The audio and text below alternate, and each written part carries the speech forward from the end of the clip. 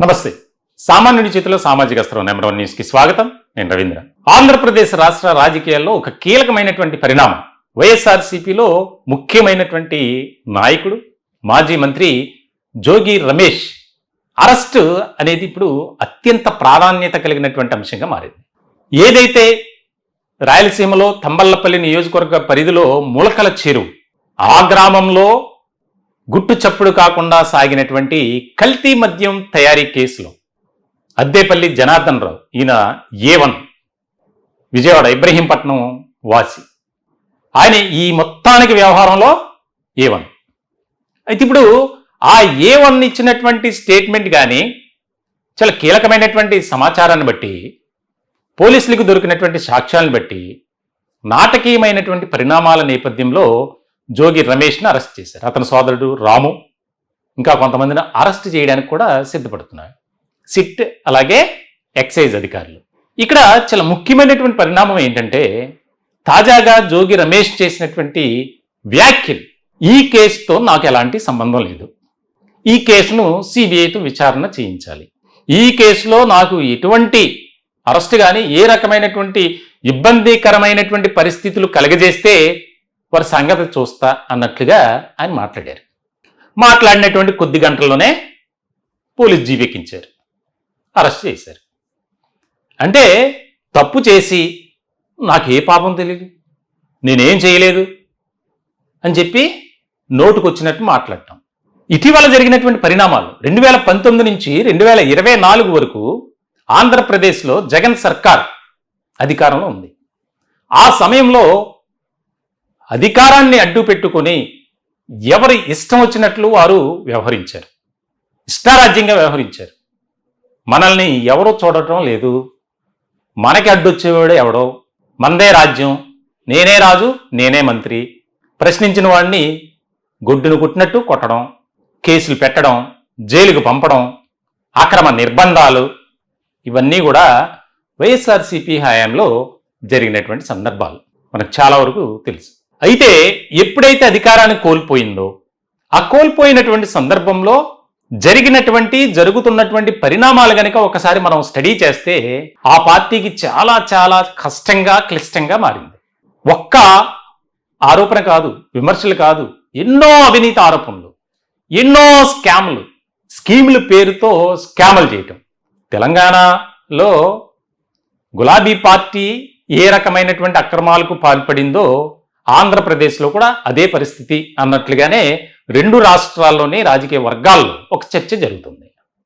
అయితే ఇక్కడ చాలా ముఖ్యమైనటువంటి అంశం ఏంటి అంటే, తాజాగా జరిగినటువంటి అరెస్ట్, జోగి రమేష్ అరెస్ట్.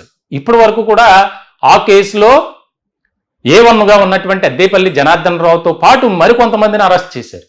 ఊరు పేరు లేనోళ్ళు, అంటే ఒక స్థాయి వారు కాదు. కానీ అద్దేపల్లి జనార్దన్ రావు ఇచ్చినటువంటి స్టేట్మెంట్ ఏంటి అంటే, జోగి రమేష్ గారు చెప్పడం వల్లనే నేను ఇది చేశా, నేను ఆర్థికంగా చితికిపోయాను, ఆర్థికంగా నువ్వు పరిపుష్టి కావాలంటే ఇదిగో నేను చెప్తున్నాను, ఈ వేలో వెళ్ళు అంటే, దీనికి అసలు మూలం ఎవరు? జోగి రమేష్. ఆయన వెనక కొంతమంది ఉన్నారు, అది కూడా త్వరలోనే బయటపడుతుంది, వైసీపీలో వాళ్ళే.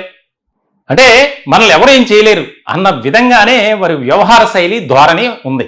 5 ఏళ్ల పాటు 2019 నుంచి 2024 వరకు రాష్ట్రంలో కల్తీ మద్యం తాగి, చీప్ లిక్కర్ తాగి, నాసిరకం మద్యం సేవించి ఎంతమంది ప్రాణాలు కోల్పోయారో లెక్కలు తీస్తే ఇదంతా వైసీపీ పుణ్యమే, వారి పాపమే. ఒక రకంగా చెప్పాలంటే ఎంతమంది చనిపోయారండి, వందల సంఖ్యలో చనిపోయారు 5 ఏళ్లలో.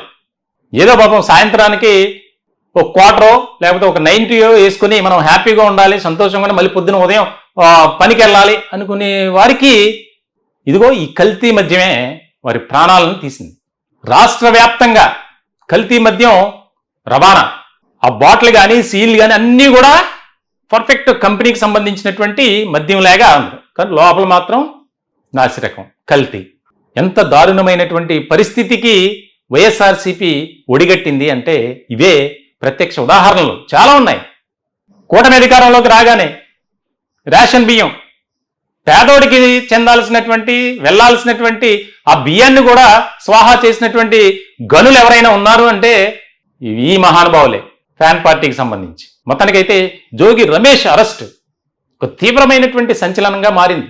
ముందుగా సెర్చ్ వారెంట్ ఇచ్చారు, దానికి సంబంధించి అతని అనుచరుడిని అదుపులో తీసుకున్నారు. అనంతరం నాటకీయమైనటువంటి పరిణామాల నేపథ్యంలో అయ్యగారిని పట్టుకున్నారు ఇబ్రహీంపట్నం ఆయన నివాసంలో. ఆ సమయంలో నాకేం తెలీదు, అసలు నాకు ఈ కేసుతో సంబంధం లేదు, అవసరమైతే లై డిటెక్టర్గా నేను సిద్ధం అని ఆయన అంటే అక్కడ అరెస్ట్ చేసినటువంటి అధికారులు ఒకటి, మీకేం కాదులే పదన ముందు ఓన్లీ స్టేట్మెంట్ తీసుకుని పంపించేస్తామని.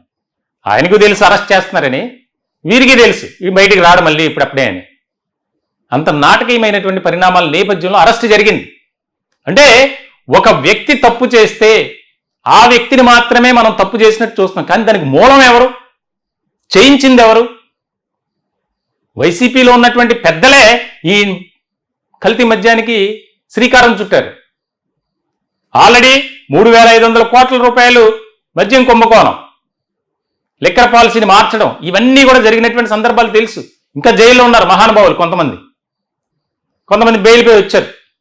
మరి ఇలాంటి పరిస్థితుల్లో జోగి రమేష్ అరెస్ట్ అనేది ఒక కీలకమైనటువంటి పరిణామమే అయినప్పటికీ ఆయనకి ఎలాంటి అవకాశం ఇవ్వకుండా ఎవరు ఊహించలే. జోగి రమేష్ జోలికి ఎవరు రారలే అనుకున్నారంతా. లేదంటే ఈయన కూడా యాంటిసిపేటరీ బెయిల్కో లేదా సుప్రీంకోర్టులో పిటిషన్ వేసేవాడు.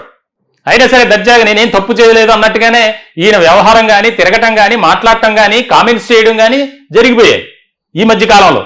ఓ పక్కనేమో A1 అద్దేపల్లి జనార్దన్ రావు పూర్తి స్థాయిలో స్టేట్మెంట్ ఇచ్చాడు. ఆయనతో చేసినటువంటి వాట్సాప్ చాటింగ్ బయటపడింది, కాల్ లిస్ట్ తీశారు, రోజుకు ఒక 100 సార్లు మాట్లాడటం. ఎలాంటి సంబంధం లేకపోతే నాకు తెలియక అడుగుతానండి. ఎటువంటి సంబంధం లేదన్నాడు కదా జోగి రమేష్ గారు. మరి జోగి రమేష్ గారికి ఎటువంటి సంబంధం లేనప్పుడు అద్దేపల్లి జనార్దన్ రావుతో అంతసేపు మాట్లాడటం కారణం ఏంటి? వాట్సాప్లో ఆ దేశం వెళ్తున్నావు కదా, అక్కడి నుంచి ఎప్పుడు వస్తావు, ఒకసారి మనం కలిసి మాట్లాడుకోవాలి, ఇంపార్టెంట్ మ్యాటర్, అంత అవసరం ఎందుకు? ఆయన రాజకీయంగా లేడే, నీ చుట్టం కాదు. ఒక ప్రాంతంలో నివాసం ఉంటే మాత్రం అందరూ ఉంటారు, మరి అందరూ కూడా అలాగే చాట్ చేసుకుంటారా, అందరూ అలాగే కాల్స్ మాట్లాడుకుంటారా? అంటే ఆయన అన్నదానికి చెప్తున్నా నేను. జోగి రమేష్ గారు అన్నదానికి నాకు ఎలాంటి సంబంధం లేదు, కావాలని రాజకీయ కుట్రల్లో భాగంగా నన్ను ఇరికించాలని చూస్తున్నారు. ఎవరు ఇరికించాలని చూస్తున్నారు? మీ పార్టీ వల్ల, లేకపోతే కూటమి పెద్దల? ఇదొక ఇంట్రెస్టింగ్గా మారింది. వైఎస్ఆర్సీపీలోనే అంతర్గతంగా చర్చ జరుగుతుంది. చేసిన తప్పులన్నీ నేనేమి చేయలేదని చెప్పడం, చేసిందంతా చేసిన తర్వాత అద్దేపల్లి జనార్దన్ రావు ఇచ్చినటువంటి స్టేట్మెంటే ఇప్పుడు కీలకంగా మారింది. ఆయన ఇచ్చినటువంటి సాక్ష్యాలు, ఆధారాలు, వాటిని బట్టే జోగి రమేష్ అరెస్ట్.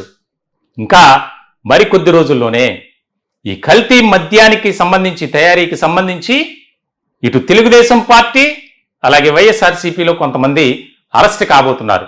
ఇదే పెద్ద చర్చ జరుగుతుంది. చూడాలి ఇంకా ఎన్ని పరిణామాలు చోటు చేసుకుంటాయి ములకల చెరువు కల్తీ మద్యం తయారీ వ్యవహారంలో, కేసులో. చూడాలి. ఈ టాపిక్ పై మీ విలువైనటువంటి అభిప్రాయాలు కామెంట్ రూపంలో తెలియజేయండి. దయచేసి మా ఛానల్ని సబ్స్క్రైబ్ చేసుకోండి. Thank you.